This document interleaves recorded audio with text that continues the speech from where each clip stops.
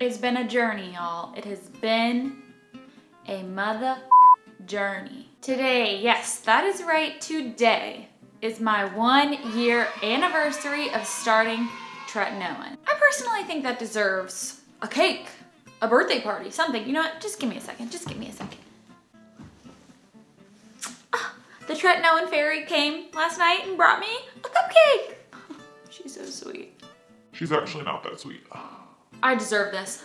For all the pain Tretinoin's put me through. Hi, welcome back to my channel. My name is Rudi and thank you so much for being here. In today's video, we are covering some updates in my Tretinoin journey, which first I just want to say thank you so much if you are here on my channel because you are searching Tretinoin results or you wanted some tips. The first video I ever posted on YouTube in May of this summer is over 60,000 views right now, which is just absolutely insane. So thank you so much. It's been amazing connecting with you guys and hearing your stories and experiences and seeing you guys connect with one another in the comment section. So just thank you so much. I'm so glad that we've been able to connect with each other.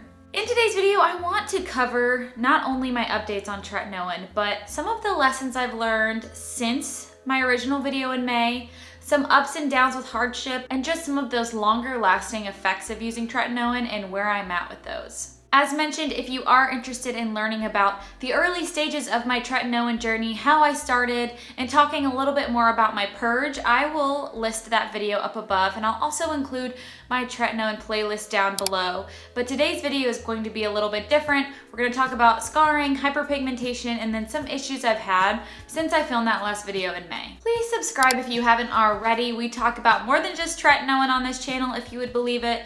We cover skincare, makeup, fashion, and lifestyle. I love helping people out and I love meeting all of you guys in the comments, so please subscribe. It helps me out so much. So here's a close-up of my face currently.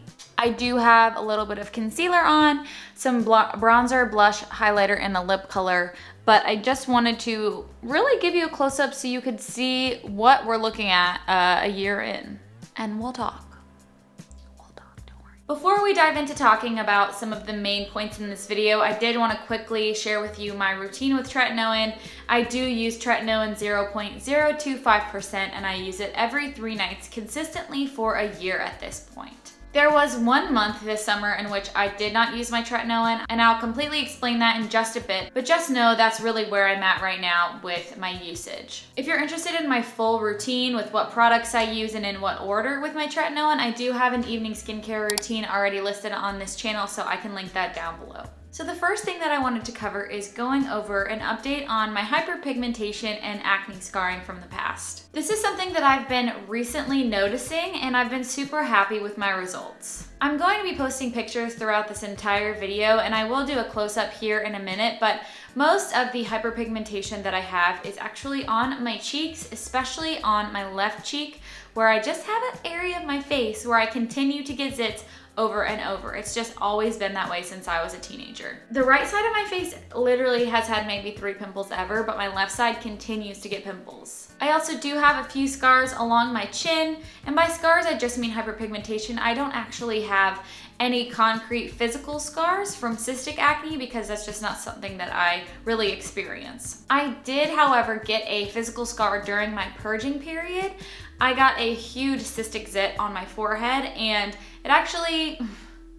it made me pop it. It asked me to. It said, please, please, please get off my face. And I just said, okay, I'll oblige. Moral of the story is I picked at it way too many times. I'll show you a picture of how bad it looked after the fact. And it actually did turn into a scar. And that is slowly starting to look a little bit better. But honestly, Tretinoin is really not going to help so much with pitted scars as much as it does with hyperpigmentation. If you're interested in learning about how to help with your pitted scars, especially if you're on Tretinoin, I'm going to link one of my friends Sarah Perkins' channel up above. She has videos all about microneedling at home. It's not something I know a lot about, so I'd rather just defer to her on that one. She also has a ton of great videos on Tretinoin if you're interested. I know it's a question I get a lot is when did I start noticing the fading of my scars? And I would say at about month 10 or 11, almost a year in, I actually started to see a difference in some of the pigment lifting on my cheek. As I mentioned, because I use tretinoin every 3 nights and not every day or every other day like a lot of people, I think that my progress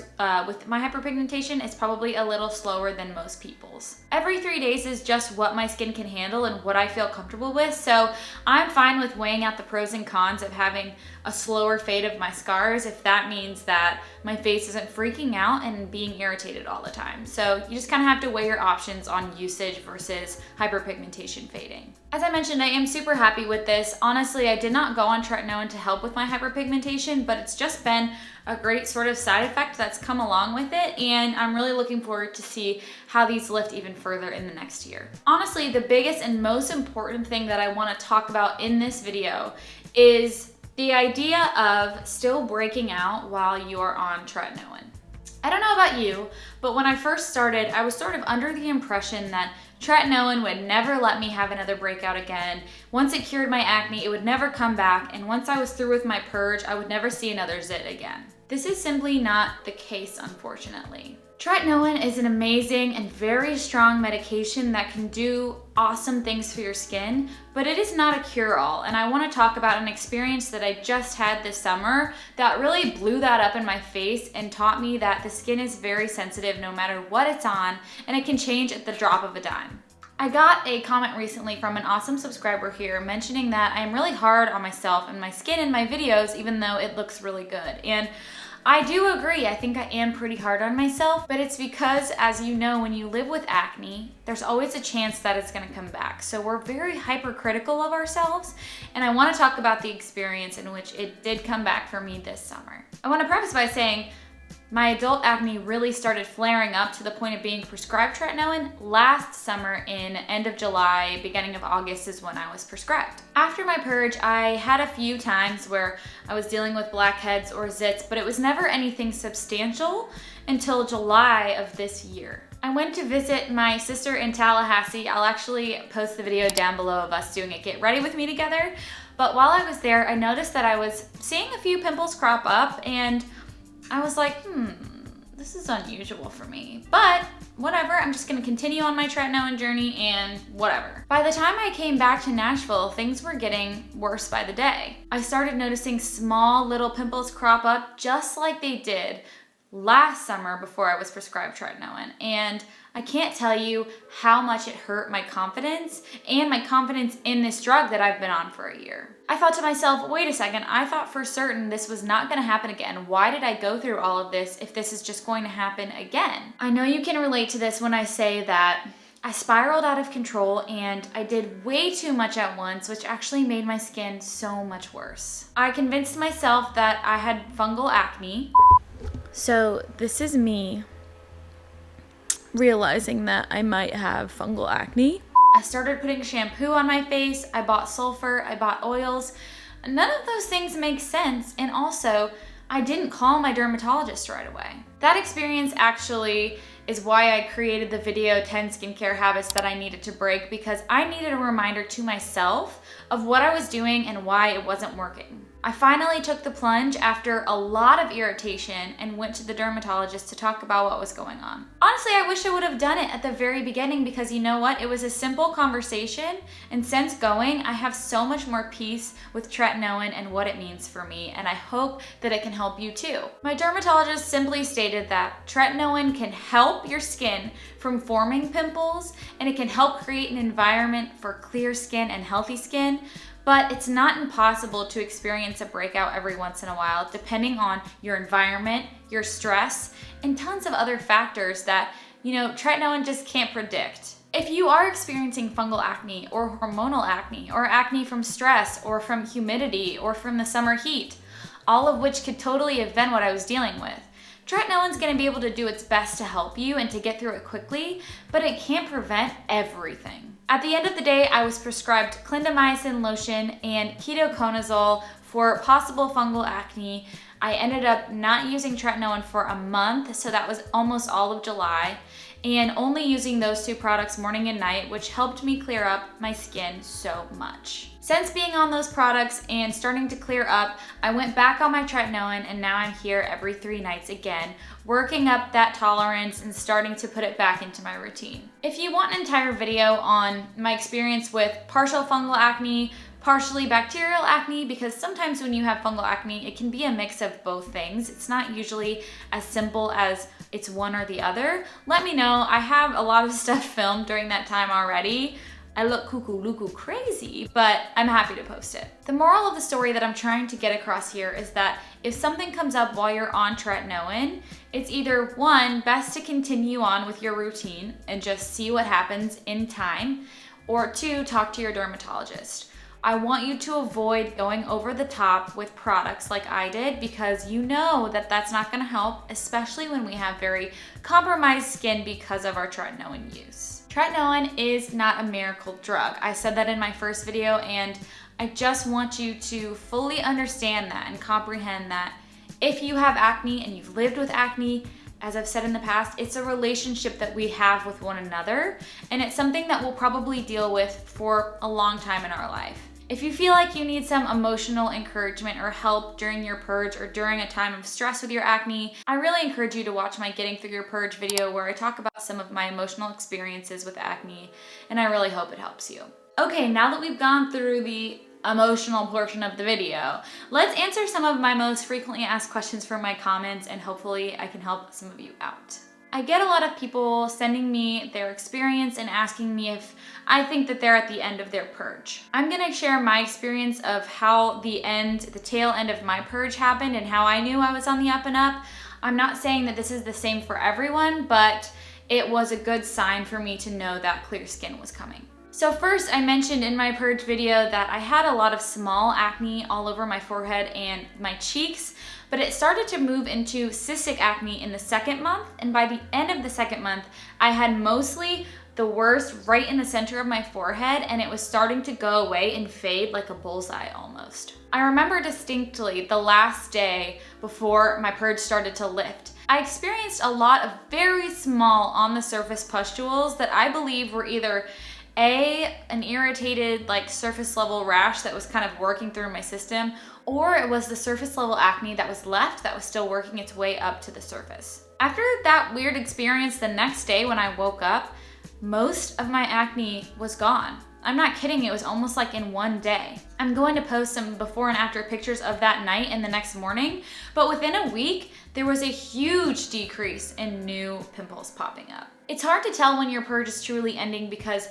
you're dealing with the tail end of the scarring and the hyperpigmentation from the purging of the beginning, and you're trying to figure out if new ones are coming up or if those are old ones, and it's honestly hard to keep track. I would say a good rule of thumb is when you see more clear skin than you see acne and you're not seeing new pimples pop up in those places, you're probably closing out on that purge period. Another question I get is, what else has changed in my skin besides just getting rid of my acne? There are a few great side effects of tretinoin that I wasn't necessarily aware of that I've noticed over the past year that I really like, and is a reason that I want to stay on this medication for as long as I can. I would say the best thing is definitely the glow that comes off of your skin after you've been on tretinoin enough for the irritation to start to pass. I do have some highlighter on today, and I do have studio lights facing me, so just keep that in mind.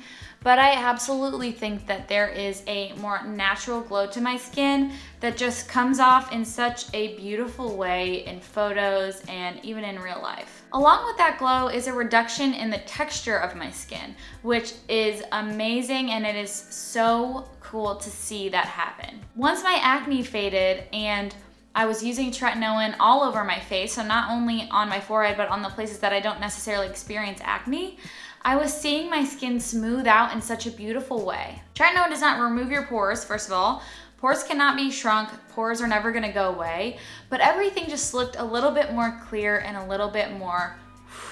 Because of the texture improvements, it actually also improved the way that I applied makeup and what kind of makeup I was buying. I used to be really heavy into powdered types of makeups because I do have really oily skin, but I felt like with Tretinoin, I didn't need to apply so much coverage because the color and the texture of my skin was so much more evened out. I've gone a lot more minimal with some cream type makeup and very minimal powder coverage, and I feel like it's actually helped me a little bit with my oil production. Also because I use the best SPF ever, which is Paula's Choice Daily Wrinkle Defense. I'll leave it down below. It helps me tremendously with my oil production. Speaking of oil production, to be 100% honest, I've always been oily. My skin was never dry on Tretinoin. It was never cracky. It was only irritated, and I haven't noticed a significant reduction in oil production at all. I know that people tend to get very dry on Tretinoin, but mine just kept on going, baby. I'm an oil machine. Choo-choo! That's okay though, you know? I think I'd rather experience the oiliness with Tretinoin than the dryness because it looks horrible. Another improvement that I noticed is actually the forehead lines and the smile lines on my face were starting to decrease a little bit. I'm 27 years old, so it's not like I had insane wrinkles to start, but I have a very, very emotive forehead, as you can see. Some girls my age are starting to get Botox, and I've decided as an alternative and a more natural way, Tretinoin is going to do that for me. It helps your wrinkles not set in because your skin cells are rejuvenating at such a faster rate, and that is why it is one of the most, if not the most, coveted anti-aging product that there is. I'm not really looking for anti-aging effects, but hey, I don't hate it, okay? I don't hate it.